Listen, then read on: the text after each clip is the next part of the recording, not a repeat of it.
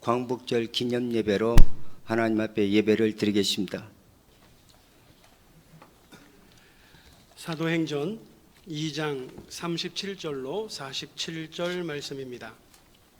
그들이 이 말을 듣고 마음에 찔려 베드로와 다른 사도에게 물어 이르되, 형제들아, 우리가 어찌할꼬 하거늘.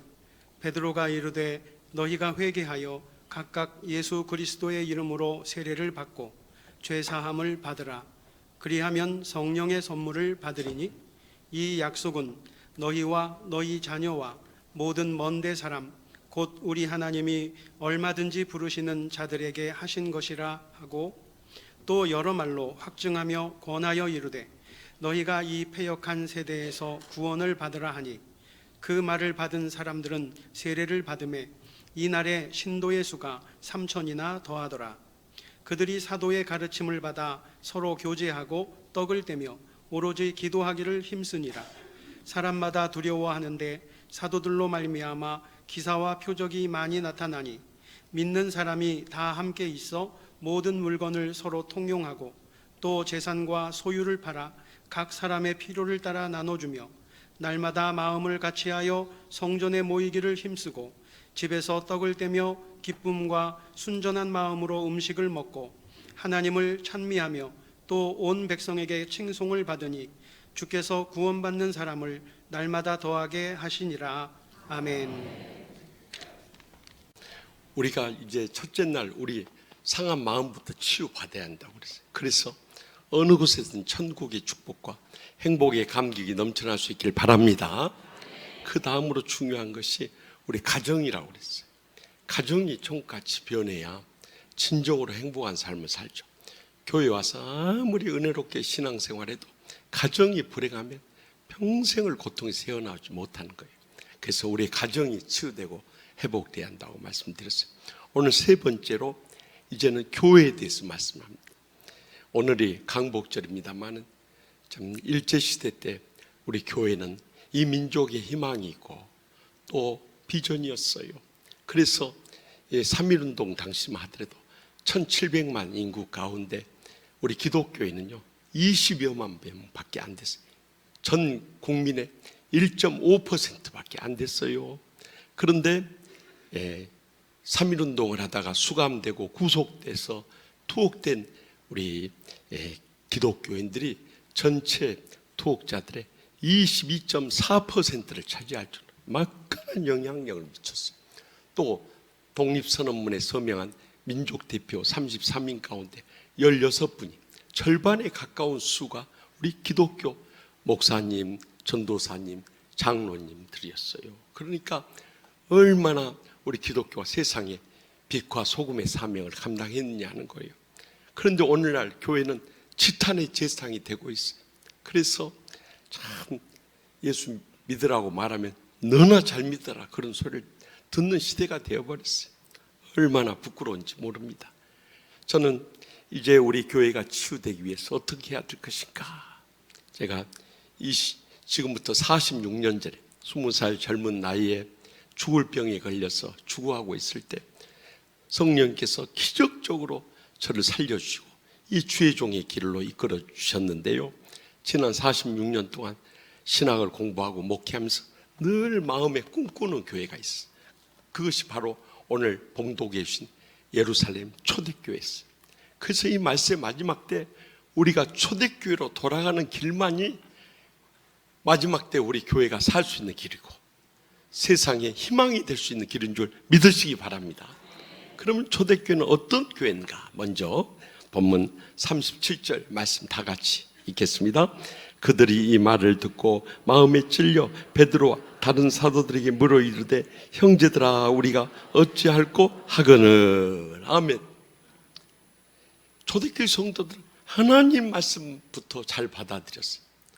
여러분, 우리는 이 말씀을 깊이 묵상하지 못하고 그냥 지나쳐 흘러버리기 쉽습니다만 이 말씀 굉장히 충격적인 말씀이에요. 왜냐하면 예수님 돌아가시기 전에 예수님과 그를 따르는 제자들을 이단의 개수와 그들의 무리라고 해서 다 잡아가지고 죽이던 때였어요.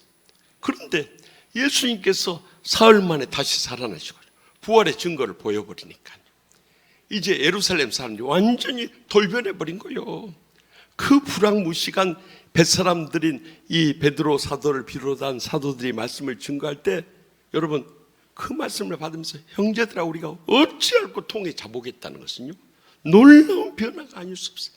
그래서 얼마나 그들이 하나님 말씀을 잘 받았던지 그날 회개하고 예수님을 구주로 영접하고 세례에 순종하고 이 신자가 되신 분이 하루에 3,000명이 될 정도로 기적적인 부흥이 일어난 줄 믿으시기 바랍니다. 우리의 신앙생활도 마찬가지. 하나님 말씀부터 잘 받아들여야 돼요. 하나님 말씀 받으면서 목사 설교 준비 잘했니 못했니 은혜 되니 안 되니 하고 자빠져 있으면요 뭔 은혜가 되고 축복이 되겠어요. 적어도 하나님께서 시간 세우신 주의 종을 통해서 나에게 말씀하시는 하나님의 음성으로 들을 수 있길 바랍니다. 그때 성령님이 역사에 있어서 여러분의 심령에 은혜 베풀어 주시고 삶의 변화가 일어나게 되고 축복의 열매를 맺게 해 주시는 것입니다. 그래서 여러분들 설교를 들을 때 항상 이 시선을 주의 종에게 다 맞춰야 돼요. 제가 우리 치유하는 교회 처음 갔을 때 얼마나 싸우는 교회였던지 앞에 우리 장로님들부터 눈 감고 팔짱 끼고 고개 제끼고 또 다리 꼬고 그러고 자빠져 있어요. 여러분 부모님이 말씀하셔도 그런 자세는 안 될 거요. 부모님 말씀하신데 이러고 자빠져 있어요. 이게 말이 되냐 이 말이요. 그런데 그러고 있더라고. 그래서 제가요 장로님들 눈 좀 뜨세요. 집에 가서 주무시고 눈 좀 뜨세요. 팔 다 내리시고 또 자세 앞으로 겸손하게 이렇게 굽히시고 발 꼬은 거 다 푸시고 그것부터 가르쳐. 그것부터 여러분 적어도 우리가 하나님 말씀 받을 때요 이 데살로니가전서 2장 13절의 말씀이에요. 이러므로 우리가 하나님께 끊임없이 감사합니다. 너희가 하나님의 말씀을 받을 때 사람의 말로 받지 아니하고 하나님의 말씀으로 받으면 진실로 그러하도다. 이 말씀이 또한 너희 믿는 자 가운데서 역사하느니라. 여러분 우리가 하나님 말씀으로 받을 때 이 말씀에 은혜가 있고 축복이 있고 행복의 열매를 맺죠. 절대 자세부터 변하지 않으면 안 되는 거예요. 더 나가서 이 말씀을 그냥 귀로만 듣고 머리로만 판단하고 느껴서는 안 돼요. 정말 그 말씀 그대로 믿고요 우리의 신앙을 고백하고요 그대로 이루어지기를 바라는 간절한 기도하는 심령으로 받을 수 있기를 바랍니다. 그래서 그렇게 하기 위해서 여러분들 말씀 받을 때 아멘하고 대답하는 거룩한 습관이 절대적으로 필요한 거예요. 아멘의 뜻이 무엇입니까? 그 원뜻은 진실로란 뜻이에요. 그래서 주의 종이 말씀을 전할 때 진실로 그렇게 이루어질 줄 믿습니다 하고 내 신앙을 고백한 거예요. 그럴 때 세 가지 효과가 일어나. 첫째는 내가 은혜 받고 축복 누리게 될 줄 믿으시기 바랍니다. 여러분들 아 해보세요. 아 할 때 말씀의 은혜와 축복이 여러분 안에 쏙 들어가는 거예요. 그럼 맨하고 닫아버리세요. 그러면 여러분 거 되는 거예요. 실제로요 성경의 축복장이 신명기 28장인데요 신명기 28장 바로 전에 신명기 27장 15절에서 26절에 12번이나 강조한 말씀. 아마 여러분들 성경 의미 있게 안 읽어서 못 찾았을 것이요. 이 축복을 누리기 전에 우리가 신앙의 자세부터 바로 해야 되는데 그것이 무엇이냐? 12번이나 주님께 강조. 모든 백성은 아멘 할지니라. 여러분 아멘의 믿음으로 할 때 주님 제가 그 말씀을 진실로 믿습니다 하고 내 신앙을 고백해 진실로 그렇게 이루어지길 바랍니다 하고 내 간구를 담는 거예요. 진실로 그렇게 열매 맺어서 하나님 아버지께 영광 돌리기를 바랍니다 하고 내 신앙을 고백하는 거예요. 그래서 내가 은혜 받고 축복 누리는 거예요. 더 나아가서 주의 종들한테도 얼마나 위로가 되고 힘이 되는지 몰라요. 여러분 말씀 목사님들이 그냥 준비 안 좋아하세요. 적어도 몇 시간 동안 기도하고 묵상하고 연구해가지고 이 저질지 않은 심정으로 그렇게 매 시간마다 말씀을 증거할 때 여러분 눈 감고 졸고 있고 졸아도 앞으로 졸아야 돼. 뒤로. 뭐가 그래요? 못 믿겠다. 그러고 자빠져 있으면 그것이 은혜가 되겠어요. 그런데 여러분들이 말씀 아멘 아멘 하고 받으면요, 주의 중에 말씀이 좀 준비가 소홀해도요 막 힘이 나는 거예요.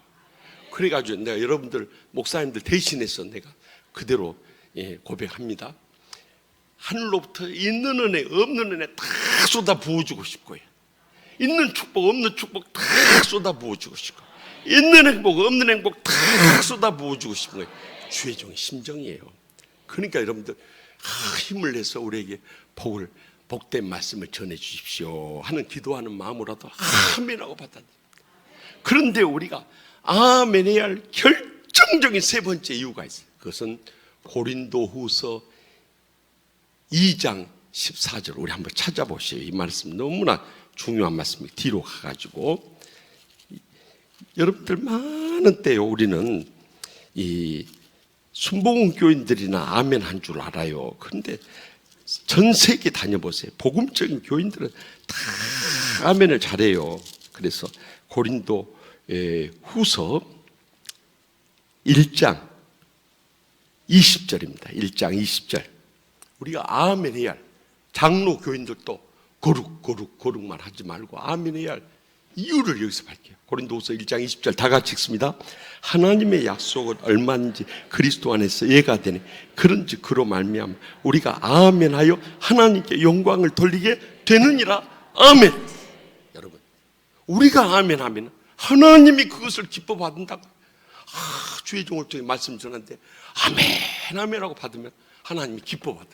너희들이 말씀을 정말 믿음으로 잘 받는구나 하고 하나님의 영광을 거두신다는 거예요. 그러니 여러분들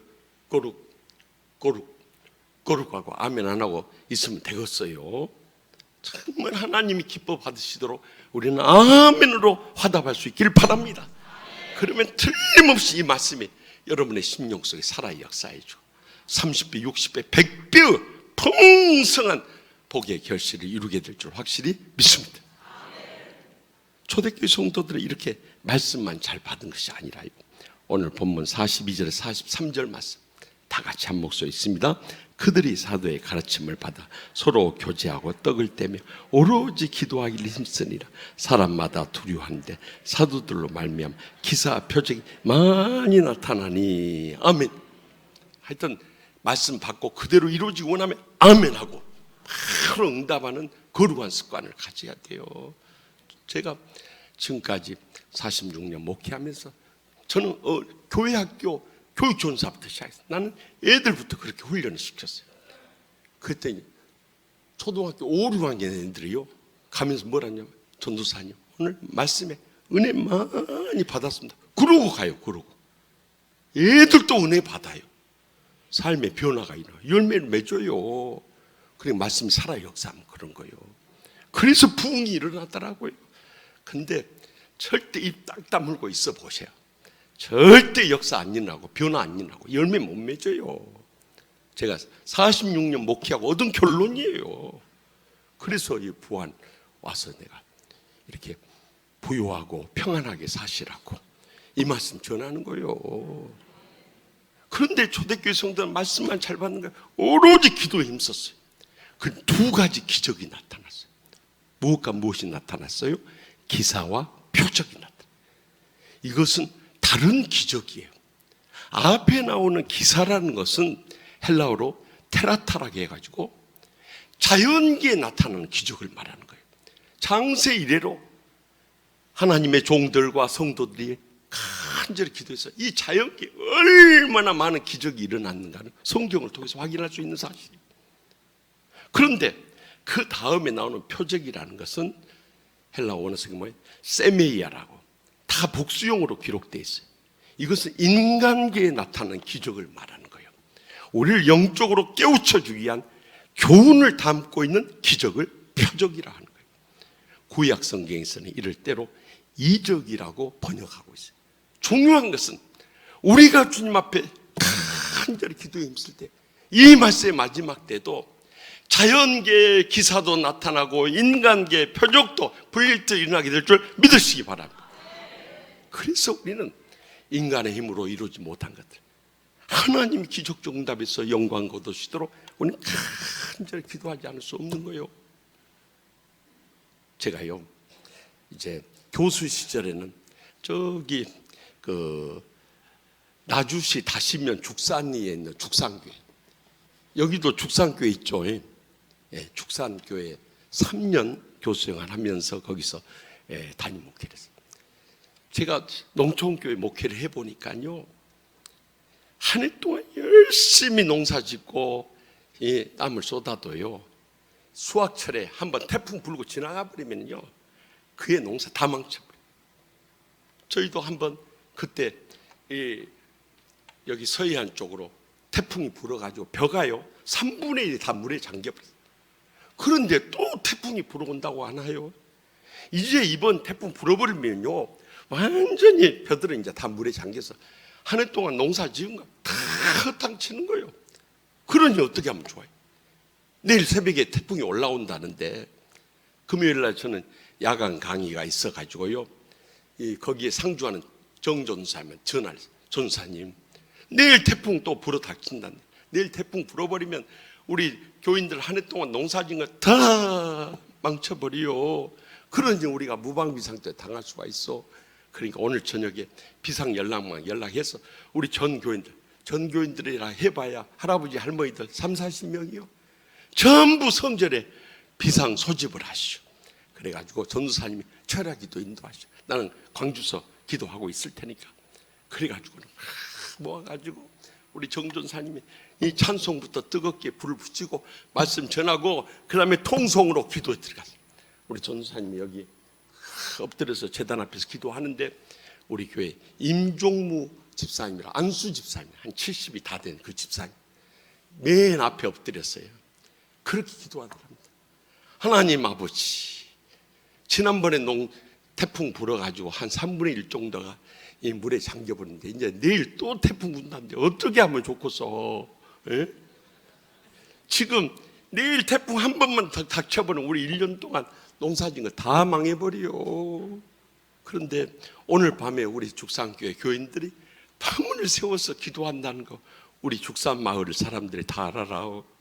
그런데 우리 밤새워서 기도했는데 내일 태풍 불어버리면 죽산 마을 사람들이 우리 보고 뭐라고 하겠어? 너희들 밤새워서 예수 믿고 간절히 기도해봐야 그거 다 헛짓이다 할 거 아니에요.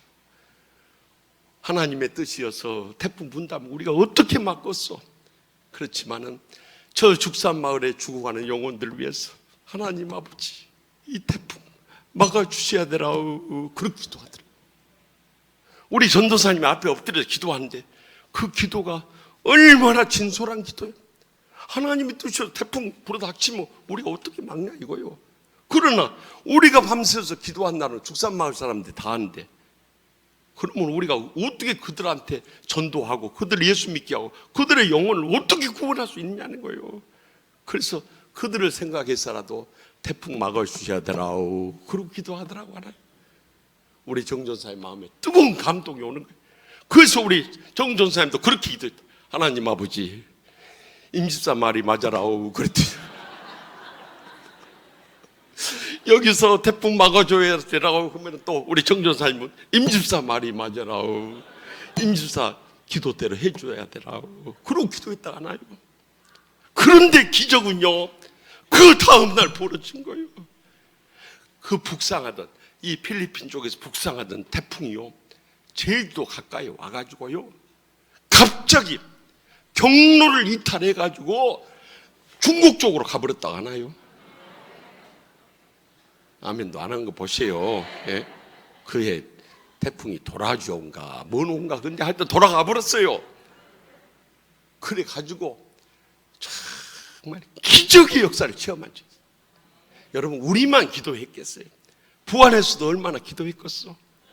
같이 합심해 기도한 하나님이 우리의 기도 들어주시니까 그 기적이 일어나더라 이거요.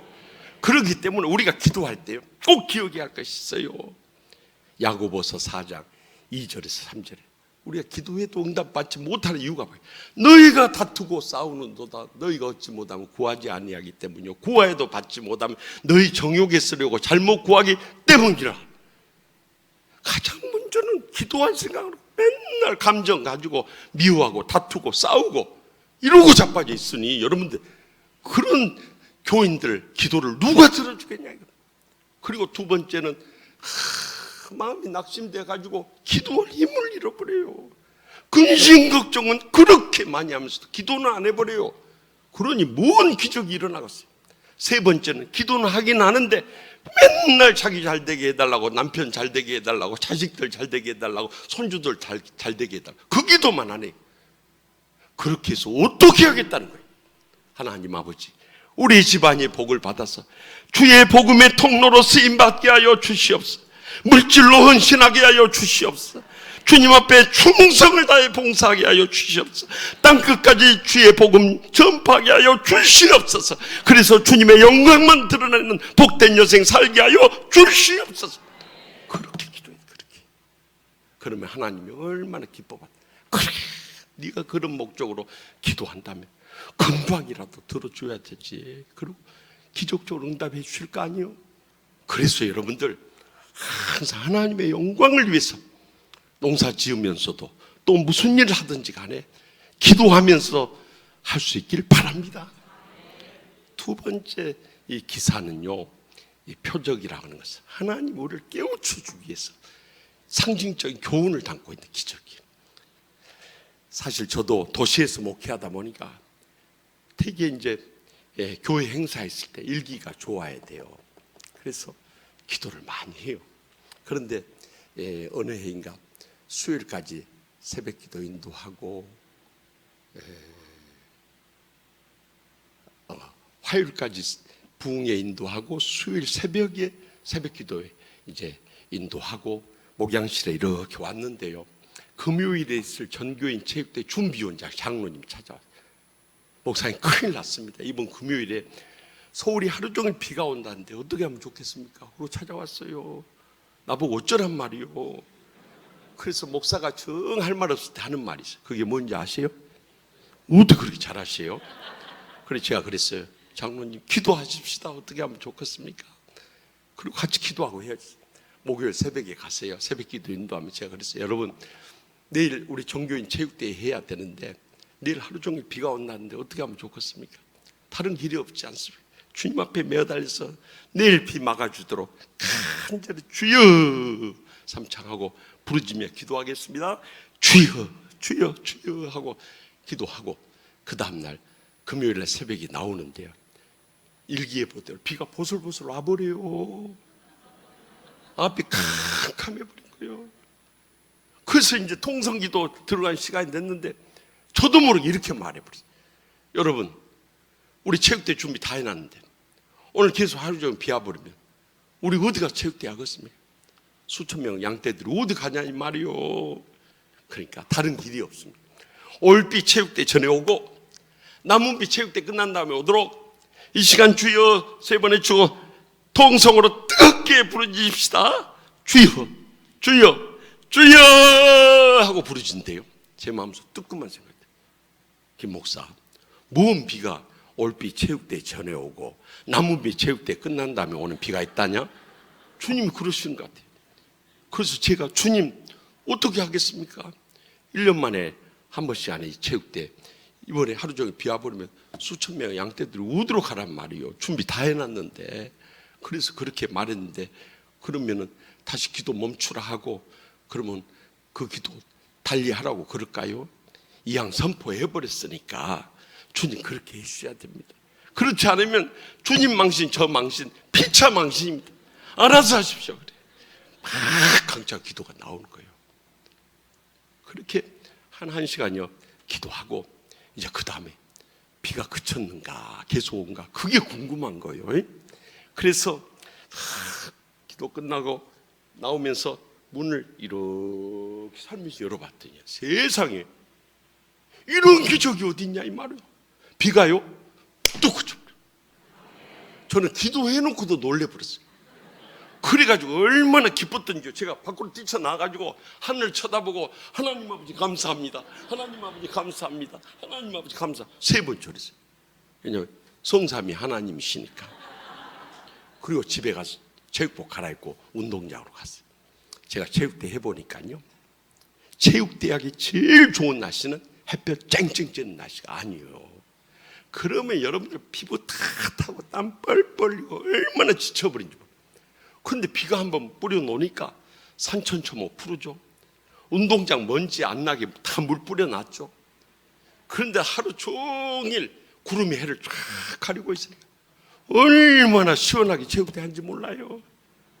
그리고 체육대 다 끝난 다음에 주변 청소하고 시상식하고 마지막 폐기도 축도 시간인데 아멘 하고 축도가 끝나는데 기적은 그때 일어나 버려요. 아멘 하고 끝났는데요, 그때 텐트에 물방울이 뚝뚝뚝 떨어지기 시작한 거예요. 그때 새벽에 기도했던 게 떠오른 거예요. 그래서 제가 마이크를 잡고, 여러분 오늘 새벽에 기도한 대로 이제 비올 시간입니다. 오늘 저녁 심야 기도는 집에서 하시고 내일 새벽에 뵙겠습니다. 그리고 저도 막 달려가서 차에 타서 기도하고 시동을 딱 거는 순간에요, 기다렸다는 듯이 하늘문이 열려지면서 비가 그냥 우두두두둑 쏟아지는데요. 야, 세상에 어떻게 이런 일이 일어나냐 이 말이요. 예? 안 믿어지는 거 아멘도 안 하고 있는 거 보소. 예? 저도요, 정말 이것은 어떤 이론으로도 설명할 수 없는 기적이에요, 기적. 그래서 제가 그 다음 주일날 설교를 하면서 그랬어요. 여러분, 세상에 우리가 기도를 하다 하나님의 영광을 위해서 기도하니까 이런 기적이 일어나. 우리 어렸을 때요, 김동완 통보관이 이 TV에 나와서 일기예보 딱딱 알아맞혔어요. 근데 수십 년이 지난 지금 일기예보 딱딱 틀려버릴 때 있어요. 그런다고 막 기상청에다 항의하고 욕설 퍼붓는 그런 사람들이 있어요. 내가 우리 교인들한테 그래, 앞으로 절대 그러지 말라. 일기예보 틀 때마다 마음속으로 그렇게 생각을 해요. 또 어느 교회에서 기도했구만. 틀림없는 사실이요. 여러분, 하나님께서 이런 기적을 통해서 우리가 기도하면 오늘날에도 기적이 일어난다는 믿음의 확신을 심어주는 거예요. 그렇기 때문에 빌립보서 4장 6절에서 7절 말씀까지 아무것도 염려하지 말고 다만 기도와 간구로, 이것을 예수님께서는 어제 마태복음 17장 21절에 기도와 금식으로 너희 구할 것을 감사함으로 하나님께 아뢰라. 그리하면 모든 지각에 뛰어난 하나님의 평강이 그리스도 예수 안에서 너희 마음과 생각을 지키시리라. 분명히 약속하지 않습니까? 이제는 마음속에 근심 걱정 있는 거 십자가 밑에 다 내놓고요, 새벽 시간이 제일 기도하기 좋은 시간이에요. 새벽에 나와서 주의 전 만민이 기도하는 이 아름다운 절에 나와서 엎드려 기도하는 거예요. 그 기적에 의해서 지난날 우리 선조들이 그렇게 기도해가지고 우리 대한민국이 번영하고 한국교회가 부흥하고 오늘의 저와 여러분이 이곳에 앉아있는 줄 믿으시기 바랍니다. 그렇기 때문에 우리가 이제 새벽기도 신앙을 우리 자손들에게 심어줘야 되는 거예요. 그러면 자손 대대로 하나님의 기적을 체험하며 하나님의 복을 누리며 하나님 나라를 위해서 귀하게 쓰임받으며 영광 돌리게 될 줄 믿습니다. 세 번째 초대교회는 44절에서 46절 말씀 다 같이 읽겠습니다. 믿는 사람이 다 함께해서 모든 물건을 서로 통용하고 또 재산과 소유를 팔아 각 사람의 필요를 따라 나눠주며 날마다 마음을 같이 성전에 모이기를 힘쓰고 집에서 떡을 떼며 기쁨과 순전한 마음으로 음식을 먹고. 아멘. 초대교회는 세 번째로요, 사랑을 함께 나누는 교회였어요. 가장 먼저는 마음으로 사랑했어요. 마음으로. 여기 보세요. 날마다 마음을 같이하여 성전에 모이기를 힘썼다고 그러잖아요. 여러분, 우리가 성전에 나와서 마음속에 보기 싫은 목사님이나 장로님이나 권사님이나 집사님이 있다면 그것은요, 예수를 잘못 믿는 거예요. 주님이 우리를 사랑해 주었던 것처럼 우리도 사랑하면 되고 주님이 우리를 용서해 주셨던 거죠. 우리도 용서하면 되고, 주님이 우리에 대해서 오래 참고 기다려 주셨던 거죠. 우리도 참고 기다리면 미워할 사람이 어디 있냐 이 말이에요. 옆에 계신 분들 한번 쳐다보시오. 이뻐 보여요? 예, 그 아멘 하신 분들이 거듭난 하나님의 자녀들이요. 아멘 못 하신 분들은 오늘 밤에 남아서 철회하고 가시오. 예, 여러분, 우리 마음속에 원수부터 지워버려야 되는 거요. 그래서 마음을 같이서 모여야 돼요. 아이고, 저는 뭐 보기 싫은데 빠지지 않고 꼭 나와. 전혀는 여기 부안군에 교회도 많은데 왜 하필이면 우리 교회 나와? 그런 마음 가는 사람 회개해야 되는 거요. 그래서 마음을 같이 모여야 되는 거예요. 그래서 교회의 유형 보면 세 가지 유형이 있어요. 첫째는 따로국밥 교회가 있어요. 목사 따로, 장로 따로, 권사 따로, 집사 따로 다 따로따로 노는 거예요. 그래서 뭔 파도 그렇게 많은지 하여튼 목사파, 장로파, 권사파, 집사파 쫙쫙 갈라지. 나는요 음식 중에 제일 싫은 게 파예요. 파. 교회에서 그렇게 파를 많이 봤는데 내가 뭐 냄새나는 그 파를 또 먹어야 한단 말이냐. 절대 교회에서는 파가 있어서 안 돼. 두 번째 유형은요 김밥 교회가 있어요. 친한 사람들끼리만 똘똘 뭉쳐있어요. 그래 교회 와서도요 이렇게 같이 있다가도요 지들끼리 사인을 보내네요. 그럼 쏙쏙 빠져나가 버려. 그럼 남은 처진거리들은 뭐가 되냐 이 말이요.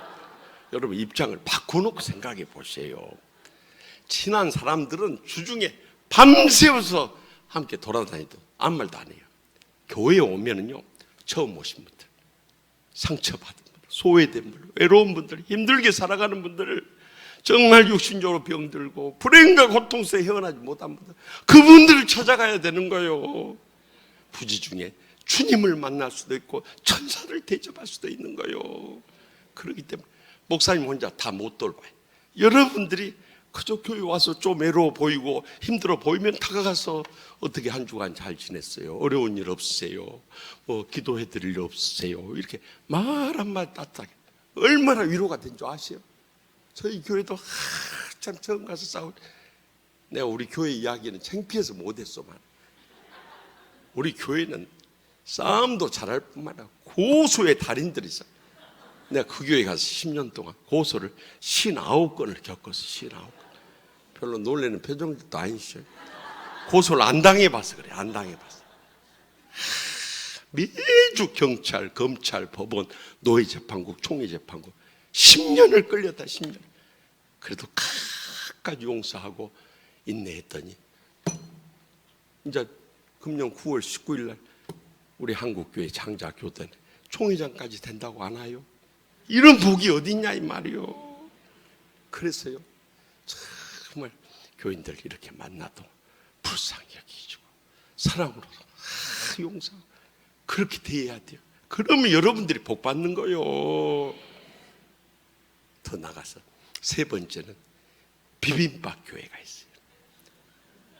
저는 어렸을 때 광주에서 할머니 댁에서 자랐어요. 우리 부모님이 나주에서 약방하시면서 그때 여기 전라남도에서 오신 분들 아실 거죠. 광주 서중이요. 예, 전주 북중처럼 유명했어요. 서중 보낸다고 저를 딱 초등학교 5학년 2학기 때 광주에 있는 할머니 댁으로 전학을 보냈는데 아이고, 박정희 대통령 아들 지만군 덕분에 중학교 시험이 없어져 버렸어요. 그래가지고 그냥 외로운 유학생활 하는데요. 우리 할머니가요, 우리 삼촌, 고모, 우리 손주들 이렇게 밤늦게 공부하고 있으면 그때는 간식도 없을 때요. 그래가지고 이렇게 양푼에다가 그날 남은 씹은 밥하고 반찬들 다 담아가지고 그 연탄불에다가 비벼서 고추장 넣고 참기름 뿌려가지고 우리 손주들 또 삼촌, 고모 수에 맞춰서 다 한 밤 12시 되면 간식으로 가져와요. 내 생에 숟가락질 그렇게 빨리 해본 적이 없어요. 지금도 잊을 수가 없어요. 할머니가 만들어주던 양푼 비빔밥. 교회가 그래야 돼요. 교회는 각가지 종류의 사람 다 모이잖아요. 남녀, 노소, 빈부, 기천을 초월해서 다 모이잖아요. 그래서 여기서 예수의 사랑이 버무려져야 돼. 그래서 여기서 예수의 향기를 날리고 예수의 은혜를 나누고 예수의 축복을 나누고 예수의 행복을 나눌 수 있기를 바랍니다. 그래서 비빔밥 교회가 마음에서부터 같이 해야 돼요. 두 번째로 음식을 함께 나눴다는 거예요. 여러분들 왜 초대교회가 성전에서나 가정에서나 음식을 그렇게 나누는가? 저는 이렇게 말씀을 묵상하면서 깨달아지는 것은요, 음식을 먹으려면 입이 열리고 입이 열리면 식도가 열리고 식도가 열리면 마음이 열려지기 때문에 아무리 사이 안 좋아도 먹을 때는 다 좋아합니다. 그래서 때를 얻든지 못 얻든지 힘써 먹여야 되는 거예요. 근데 같이 나누다 보면 점점 이 사랑의 교제가 싹 트고 정이 들고요, 그 사랑의 교제가 깊어지는 거예요. 제가요 미국 유학 갔다가 33살의 젊은 나이에 시카고 한인연합장로를 처음 다니면서, 그 교회는 원래 어느 도시든지 연합장로교회, 연합감리교회, 연합성결교회는 제일 역사가 오래된 교회. 그러니까 그 연합장로교회도 시카고에서 제일 오래된 역사를 가지. 옛날에는 가장 큰 교회였어요. 근데 목사 3명 내쫓으면 싸우다 보니까 내가 갔을 때 한 60여 명 남아있어요. 그것도 오갈 데 없는 할아버지 할머니들, 이 권사님들, 집사님들만 남아 계시는 거예요. 제가 이 교회가 문제가 무언가 이렇게 봤더니요, 예배 딱 끝나자마자 저기 입구에다가 안내 테이블에 거기에 커피하고 도넛을 여전도에서 다 세팅을 하더라고요. 그래서 끝나고 나오면서 목사님한테 인사하고 커피 한 잔 들고 도넛 한 2개 들고 뿔뿔이 다 흩어져 버려요. 그러니 무슨 성도의 교제가 되겠어요? 그래서 제가 여전도 회장을 만났어요. 회장님, 우리 교회가 보니까 성도의 교제가 약한 것 같네. 그러니까 커피 도넛 하면은 다 그 가지고 흩어져 버리니까 그러지 말고 국밥이나 국수를 합시다. 그랬더니 이 여전도 이제 갑자기 저를 째려 보더라니까요. 그러면서 하는 말이, 목사님, 우리가 주중에 다 일 나가는데 누가 시장 봐오고 누가 그거 다 다듬고 놓고 누가 주일날 일찍 와서 불 올리고 누가 서빙하고 누가 설거지하고 누가 음식물 찌꺼기 처리하고 누가 청소하고, 우리는 못해요. 그런 거예요. 하여튼 세기도 잘 세더라니까요. 그래서 제가요 눈깔질하는 그 여전도 회장 보고 그랬어요. 그렇게 힘드십니까? 그러면은 저희 내가 할게요. 그랬어요. 나는 정말 라면이라도 끓여 줘볼 그런 생각으로 저희 내가 할게요. 그랬더니 탁 쳐다보더니, 말도 그런 말씀 하지 마세요. 우리가 하면 될 거 아니에요. 그런 거. 내가 그래서 속으로 그랬어요. 진짜 그럴 것이지. 그래가지고 그 다음 주부터 국밥을 이렇게清교실에 세팅을 해요. 어떤 교인도 국밥 들고 집에 가는 교인이 없어요. 다 그 주위에 둘러앉아. 그러면서 사랑의 교제가 싹, 서로의 아픔을 함께 나누고 서로 눈물로 기도해주고 정말 천국의 공동체가 회복이 되는 거예요. 제가 거기서 5년 4개월 이제 박사과정 마치고 돌아올 때까지 목회를 했는데, 나중에 올 때는 400명의 성도들이 우리가 조그만 대학을 사가지고 리모델링해서 거기다 친교실을 크게 체육관 겸해서 이제 식사 교제 끝나면 우리 젊은이들 운동할 수 있도록 그 조그만 대학을 샀는데, 400여 명의 성도 다 이 테이블에 둘러앉아서 목장별로 다 앉는 거예요. 그러면 저는 계속 목장을 돌면서 순방하는 거예요. 그때 야, 이곳이 천국의 공동체구나 하는 거 느껴질 정도, 정말 행복한 목회하다가 돌아올 수 있었어요. 여러분, 먹는 교제가 이렇게 중요한 거예요. 그래서 혼자 맛있는 거 있다고 막 처먹어봐요. 베들레헴만 되고 뱃살공주만 되는 거예요. 맛있는 거 딱 드시는 순간에 누가 생각나야 돼요? 예? 누가? 그랬죠. 목사님 생각, 그 다음에 장로님 생각하고 또 권사님 생각하고 집사님, 또 청년들 얼마나 좋아해. 청년들 기회만 닿으면은, 지금 기회가 없어서 못 먹지, 기회만 닿으면 저 안을 끝까지 쫓아가서 먹을 것이요. 그래서 하여튼 이 음식도 함께 나누면요, 거기에 사랑이 싹트게 되는 거예요. 더 나아가 초대교회는요, 여기 보세요. 모든 물건을 서로 통용하고 또 재산과 소유까지 받았다는 거예요. 여러분, 우리는 빈손으로 왔다가 빈손으로 떠나갈 인생. 지금까지 하나님 아버지께서 우리에게 얼마나 많은 복을 내려주셨어요. 우리 어렸을 때 비하면 지금 다 복 받고 잘 사는 거예요. 세상에 우리 어렸을 때 이렇게 참 화려한 성전이 어디 있었냐 이 말이에요. 나는요, 우리 부모님, 장로님, 권사님 따라서 교회 다닐 때 내가 처음 떠오르는 이 예배당은요, 창고에서 창고. 옛날에 가만히 깔고 거기서 예배 드렸어요. 더운 여름에 앞에요, 대형 선풍기 한 대 왔다 갔다 하면서 한대 한 번 지나고 나면 땀 줄줄줄줄 또 흐르고 있어요. 그러면 한 번씩 왔어. 그냥 비춰주고. 겨울에는 여기 앞에 가운데 톱밥난로 하나 있는 거예요. 그럼 그 주위로 먼저 온 사람이 다 앉아버려. 근데 그것도 너무 가까이 앉으면 1시간 동안 다 익어버려요. 그러니까 한 줄 건너서 앉는 사람이 지혜로운 사람, 못 모르는 사람 바로 옆에 앉았다가 다 구이돼버려. 통닭 구이돼버려. 그렇게 어렵게 심리 20리길을 눈보라에 치면서 우리 교회 다녔어요. 지금 얼마나 편하고 복받고 잘 사냐. 멀리 갈 것도 없어요. 여러분 처음 부안에 시집 왔을 때 생각해보세요. 그때 비하면 얼마나 복받고 잘 사요. 뭘 위해서 이 복을 주셨냐 이 말이요.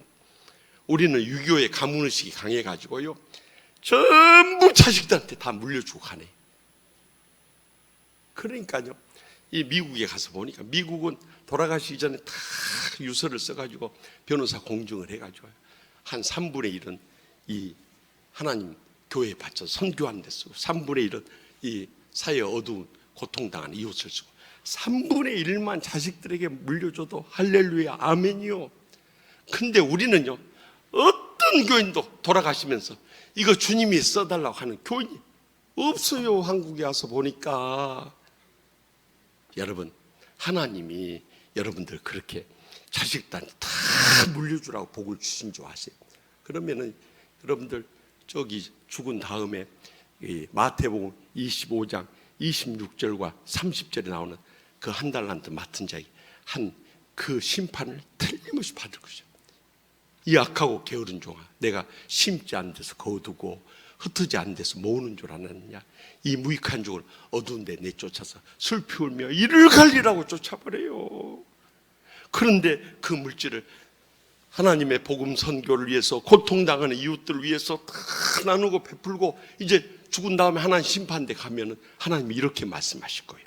마태복음 25장 21절과 23절에 말씀하시겠지.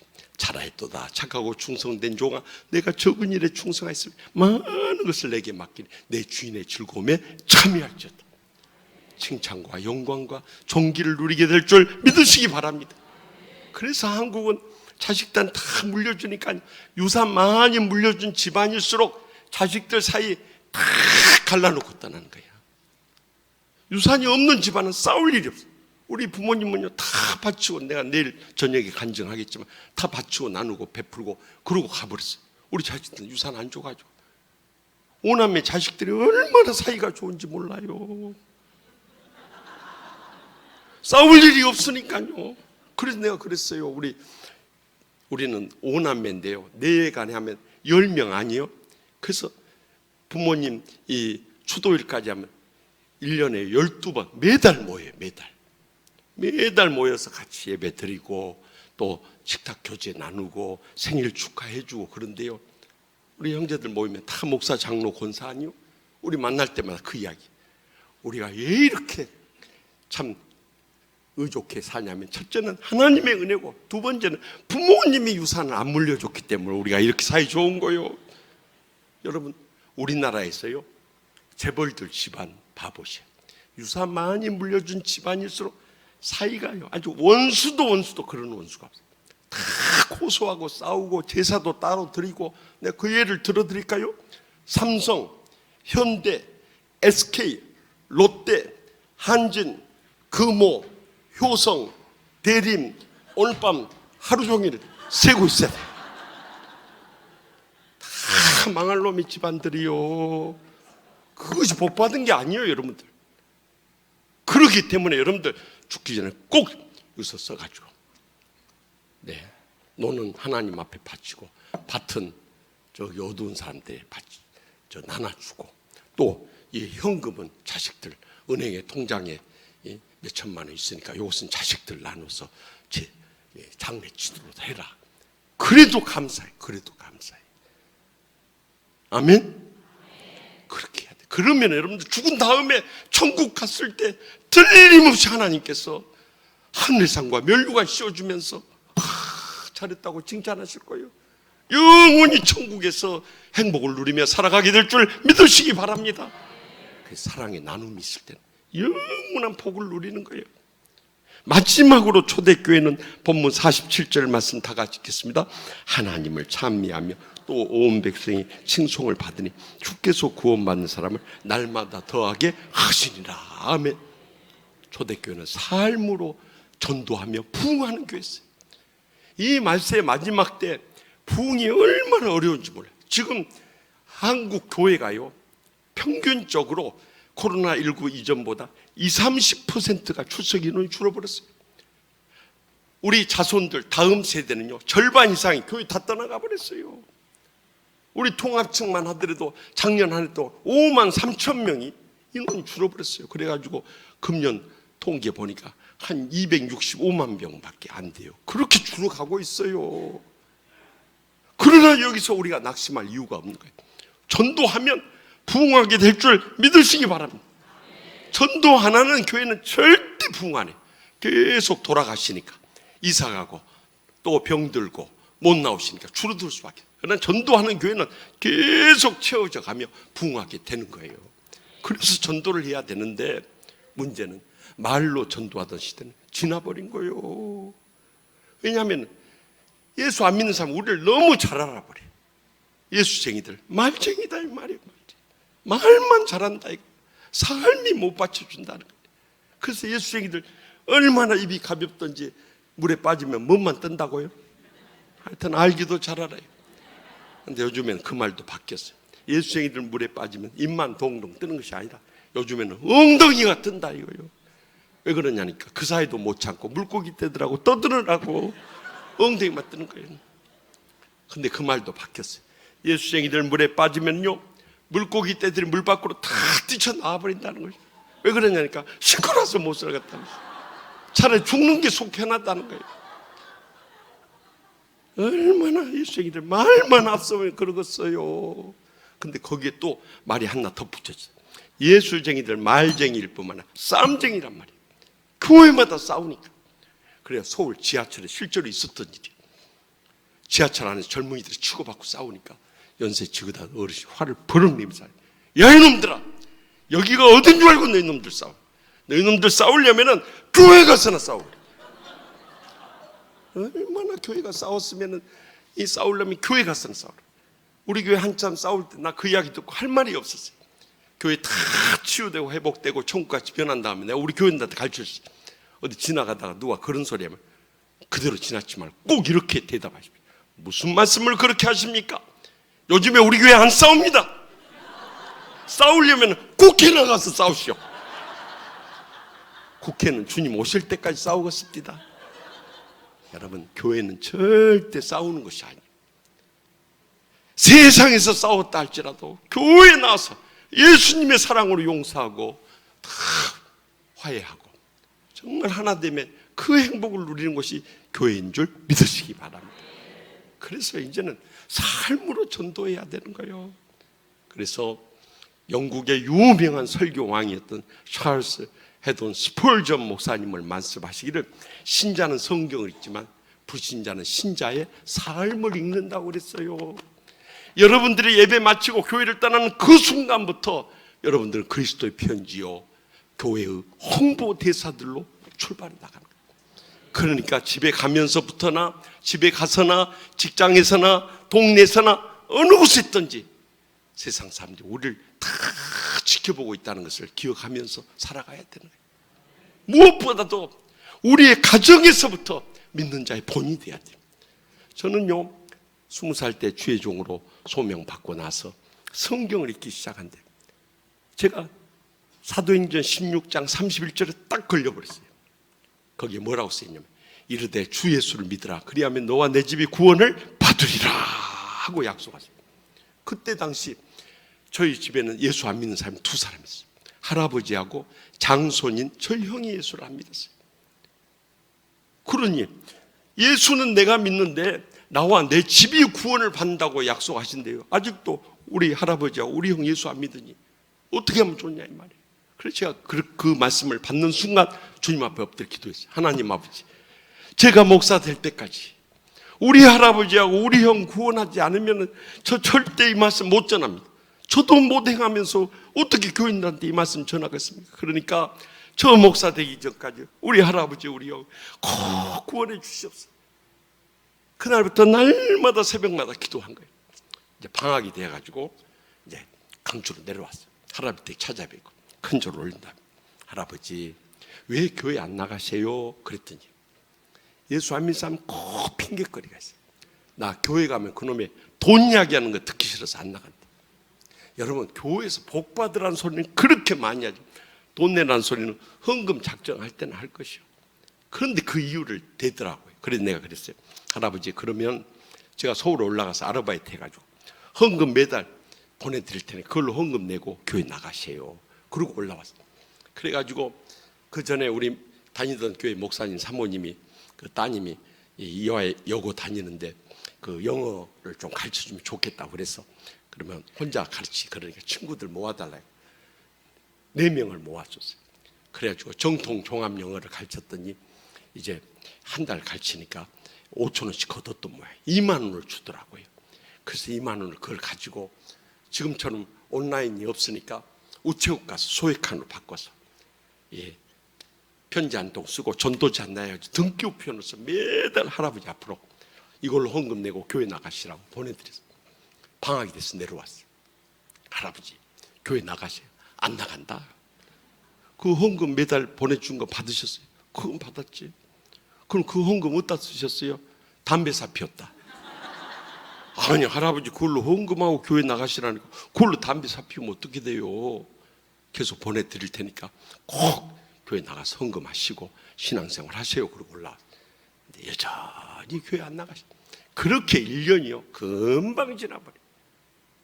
그러니 어떻게 하면 좋냐면 저희 할아버지가 그때 60대 후반인데요 지금으로 말하면 80대 후반이요. 옛날에는 60 못 넘긴 사람들이 많았어요. 그래서 이제 기도의 열기가 더 뜨거워지는 거예요. 여러분 기도해서 안 되면 뭐 해야 돼요? 금식해야 돼요. 그래서 제가 방학 때서 내려가기 3달 전부터 오전 금식을 하고 내려가 이틀 전부터 해서 사흘째 금식하고 내려온 거예요.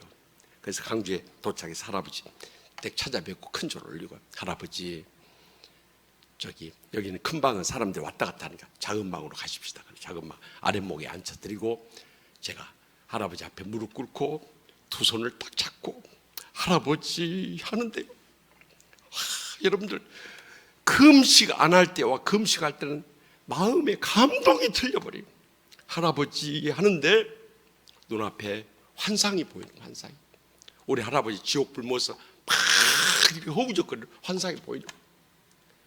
제가 처음부터 끝까지 몇십 분 동안 눈물로 울부짖어요. 우리 할아버지가 눈앞에서 막 지옥 불구덩이 속에서 허우적거리는 모습이 보는데 어떻겠어요? 막 눈물로 울부짖었어요. 할아버지 우리 자손들이 다 예수 믿고 천국 갈 텐데 할아버지만 예수 안 믿고 지옥 불못 떨어서 영원히 죽고 싶어도 죽을 수 없는 곳에 멸망당한데 우리 자손들이 어떻게 마음 평안하게 살겠습니까? 할아버지 예수 믿으셔. 이 손자가 죽을 병에 걸려서 이 죄종의 길을 이렇게 오게 됐지 않았습니까? 하나님이 살아계시지 않는데 어떻게 저를 기적적으로 병원에서 포기했던 사람이 살아나고 이렇게 죄종까지 됐겠습니까? 할아버지 그거 다 하시고도 할아버지 하나님 살아계신 거 안 믿어주세요. 제가요 몇십 분 동안은 눈물로 얼마나 영원하며 부르짖는 거예요. 근데요 제가 그때 안 사실은 할아버지들이 손주들한테 약하다는 것을 그때 알았어요. 그때 우리 집안이요 작은아버지 우리 부모님 말할 것도 없고 작은아버지 작은어머니 고모부 다 장로 권사들인데요 그렇게 자식들이 이야기해도 예수 안 믿고 끄떡도 안 하던 할아버지가 손자가 와서 막 눈물로 울부짖는데 성령이 역사하시니까요, 우리 할아버지 눈물이 글썽글썽해지는 거예요. 그래서 내가 막 더 간절히 막 메어달렸어요. 그래도 우리 할아버지가 결국엔 무너지는 거예요. 그런데 마지막에 어시가 내가 너 봐서 교회 나가마, 눈물 그만 흘리고 빨리 눈물 닦아라 그래요. 그래서 할아버지, 그러면 다음 주부터 교회 나가시는 거죠. 저하고 결심 기도하십시다. 저 기도 따라 하십시다. 그래 결심 기도까지 시켰어요. 그리고 저희 할아버지가 그 다음 주일부터 할머니 따라서 광주 제일교회를 나가기 시작한 거예요. 기적이 일어나요, 기적이. 그런데 이분이 젊은 날부터 얼마나 술, 담배를 많이 했던지요, 이 말년에 폐암, 위암, 간암까지 싹 퍼져버렸어요. 그런데 하나님의 마지막 은총 베풀어서 무통암이 온 거예요. 세상에 암 중에도요, 통증이 없는 암이 있는 거예요. 그래서 이 열이 날 때 바이엘 아스피린 이 하나로 연명하는데, 이제 위가 암으로 가득 차는 음식 못 먹고 링거 주사 꽂으면서 하루하루 연명하는 우리 아버지한테 전화가 왔어요. 너희 할아버지 얼마 못 사실 것 같다. 마지막 내려와서 인사드려라 그랬어요. 6월 6일 현충일 날 제가 서울에서 영산포 나주로 내려왔어요. 나주로 내려왔더니 저희 부모님이 그때는 모시고 계실 텐데 이 골방에 우리 할머니랑 두 분이 계시다. 제가 문을 열고 들어가니까 우리 할아버지 누워서 이렇게 쳐다보시는데 일어나고는 싶어 하는데 일어날 기력도 없는 거예요. 그래서 제가 이렇게 앉혀드렸어요. 김전사 왔으니까 할아버지에서 기도 좀 해주라 그러시는 거예요. 그래서 할아버지 예배 드리고 나서 제가 기도해드릴게요. 할아버지 무슨 찬송 좋아하세요? 그때 285장 주의 말씀 받은 그날 참 기쁘고 복되도다, 이 찬송을 말씀하셔요. 할아버지 이 찬송 특별히 좋아하시는 이유라도 있어요 그랬더니 이런 간증을 들려주는 거예요. 우리 할아버지는 그 뒤로 교회 계속 다녔지만 마음에 구원의 확신이 없었대요. 왜냐하면 내가 평생 죄를 수없이 졌는데 예수 믿는다고 그것이 없어지냐 이 말이에요. 그런데 몇 달 전에 꿈속에 천국을 간 거예요. 천국이 눈앞에 펼쳐있는데 얼마나 밝고 아름답고 화려한 곳이든지 들어가고는 싶은데 들어갈 자신이 없는, 그래서 그 앞에서 이렇게 쳐다보면서 눈물을 흘리고 있는데요, 빛 가운데 주님이 나오시더랍니다. 그래서 바짝 엎드렸대. 너는 왜 천국 문 앞에까지 와서 안 들어오느냐 그러시대. 그래서 주님, 제가 죄악 세상에 살면서 너무 죄를 많이 지어서 도저히 들어갈 자신이 없습니다. 그랬더니 주님이 그러시더래요. 내가 십자가에서 너의 모든 죄를 대신 져준대. 이것을 네가 믿느냐 그러시더래요. 네, 그것은 제가 믿습니다. 그랬더니 주님 하신 말씀, 천국은 자신의 선행이나 공로로 들어오는 것이 아니라 십자가의 대속의 은혜를 믿는 자가 믿음으로 들어오는 곳이리라. 나와 함께 천국으로 들어가자 하면서 주님의 손에 이끌려서 천국 문 안으로 들어가면서 꿈에서 깨어난 거예요. 그날 이후부터 우리 할아버지가 구원의 확신을 갖게 됐어요. 그런데 언젠가 찬송을 부르는데 이 찬송가 285장이 그렇게 가슴에 뜨겁게 와닿는다는 거예요. 그래서 같이 부르기 시작. 주의 말씀 받은 거라 참 기쁘고 복되도다. 이 기쁨만 못 이겨서 온 세상에 전하노라. 기쁜 날 기쁜 날, 주 나 이제 다 씻은 날, 늘 깨어서 기도하고 늘 기쁘게 살아가리. 기쁜 날 기쁜 날, 주 나 이제 다 씻은 날. 이 찬송을 우리 할아버지가 부르시는데 얼마나 감격했던지, 일어날 기력도 없는데 엎드려서 이 찬송을 부르면서 눈물이 찬송가 위로 하염없이 떨어지는 거예요. 그 찬송은 할아버지의 신앙의 고백과 간증의 찬양이다. 3절 부르고 나면 우리 할아버지가 김전사 한 번 더 부르자, 또 한 번 더 부르자, 몇 번이고 돼버렸어. 그 찬송 부른 다음에 제가 요한계시록 21장 말씀을 가지고 이제 할아버지 이 세상 떠나셔도 더 이상 사망이나 통하는 것이나 고가는 것이나 아픈 곳이 있지 않은 천국에 할아버지 먼저 가시고 우리 자손들 다 따라갈 테니까 천국에서 다시 만날 때까지 주님과 더불어서 편히 쉬고 계세요. 그리고 뜨겁게 안수기도 해드리고 돌아왔어요. 2달 뒤 8월 셋째 주일, 주일 교회 차인배 소리를 들으시면서 마지막 우리 할아버지 돌아가시면 유언이요, 내가 너희들한테 너무 잘못해서 미안하다. 은숙예비, 그러니까 우리 아버지를 말해, 은숙예비를 이제 아버지처럼 모시면서 형제간에 우애하고 잘 지내다가 천국에서 다시 만나자. 그리고 주무시듯 떠나갔어요. 아마 지금도 천국에서 내려다보시면서 우리 손자 목사가 내 간증 안에 그리고 기뻐하고 계실 거예요. 여러분, 멀리 갈 거 없어요. 우리 사랑하는 가족들부터 전도해야 돼요. 힘으로 능으로 안 되기 때문에 기도하고 금식하면서 매어달려야 돼요. 어떻게 해서 그들을 지옥 불면서 건져낼 수 있기를 바랍니다. 그래서 내 평생의 소원이 있다면 당신과 함께, 또 아들, 딸들과 함께, 손주들과 함께 나 예배당에 가서 예배 드리는 것이 소원이라고 계속 감고 놨어요. 안 되면 주의 종들한테 부탁해서라도 어떻게 해서 모시고 나오시오. 그래서 복음을 듣게 하고 그들이 거듭나게 되고 하나님의 자녀되고 영원한 생명을 얻게 되고 천국의 소망 가운데 살아가게 될 줄 믿으시기 바랍니다. 우리 형도 참 젊으니까 더 힘들었어요. 우리 형은.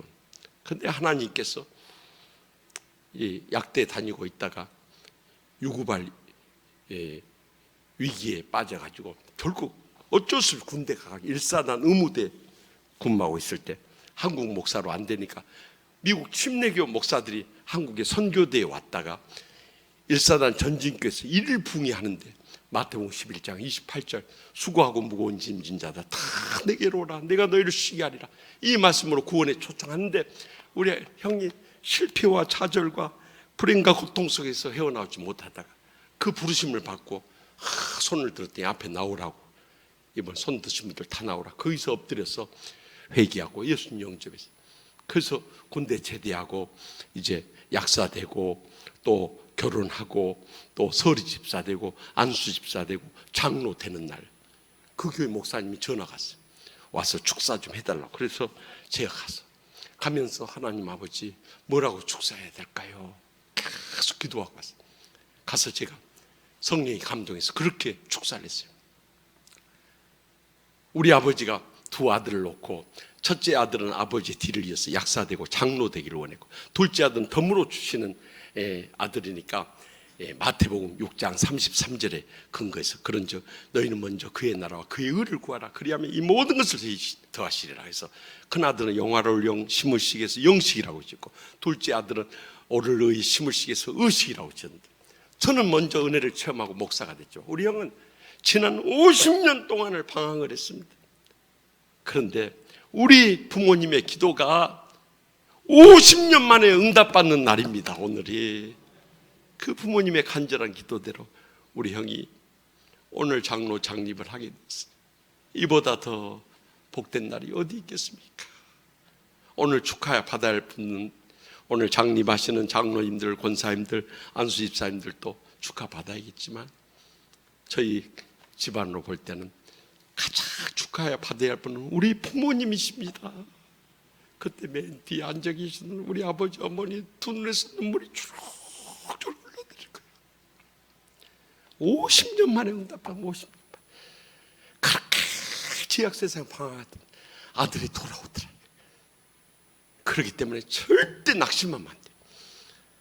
항상 기도하고 낭망하지 말 것을 누가복음 18장 1절에 말씀하지 않습니까? 절대 낙심하면 안 돼요. 하나님께 맡기고 우리는 부르짖으며 간구할 뿐만 아니라 사랑으로 섬기면서 강권에서 나와야 돼요. 적어도 여러분들이 사랑하는 가족들, 친척들, 친구들, 이웃들 1년에 한 사람씩만 전도하면요, 연말에 가면 우리 부안군 교회 다 배가 부흥하게 될 것이에요. 근데 1년 다 가도록, 아니 평생을 가도록 전도 한 명 못하니까 그것은 엄밀한 의미에서 죽은 생명인가요? 죽은 생명은 생명을 낳을 수가 없는 거예요. 그러나 적어도 거듭난 하나님의 자녀된 생명들은 우리가 전도하지 않고 견딜 수 없어요. 그리스도의 사랑이 강권하기 때문에 우리의 가족, 친척, 친구들, 이웃들 전도해가지고 연말까지 작정하면서 지금부터 기도의 불을 붙일 수 있기를 바랍니다.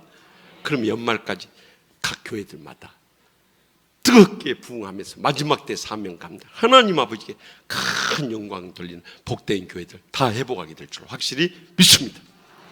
기도하십시다. 은혜 한량 없인 하나님 아버지, 저에게 주님의 몸된 교회를 허락하여 주셔서 지금까지 은혜 받고 축복 누리고 행복한 신앙생활을 하게 해주심을 진심으로 감사하옵나이다. 그런데 말세 마지막 때가 되어서 차지도 덥지도 아니한 미지근한 신앙으로 주님 입에서 토하에 내칠까 두렵사오니 주여, 저희가 성령 충만한 회복해서 초대교회로 돌아가게 하여 주시옵소서. 무엇보다 하나님 말씀부터 아멘의 믿음으로 받아서 우리의 삶에 이 말씀이 살아 역사하고 응답되고 열매 맺게 하여 주시옵소서. 오로지 기도에 힘쓰므로 인해서 기사 표적이 불들이 나게 하여 주시옵소서. 저희들의 마음으로 시작해서 음식과 물질을 아까워하지 않고 사랑으로 나눔을 통해서 하늘의 상과 이 땅의 복을 온전히 누리게 하여 주시옵소서. 이제는 삶으로 전도함으로 해서 온천화와 귀한 저희의 사랑하는 가족들, 친척들, 친구들, 이웃들 연말이 다가가기 전에 적어도 한 사람 이상씩 전도해서 섬기는 교회마다 배가 부흥케 하여 주시옵소서. 그래서 부안군 교회를 통해서 이 지역을 복음하게 해주시고 민족을 구원하게 해주시고 열방을 선교한 데 귀하게 쓰시고 기뻐 받아 주시옵소서.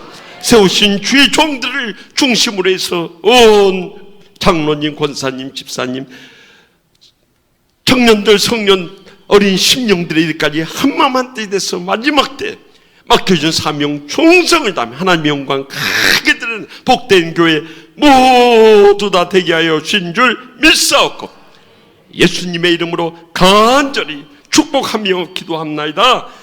아멘.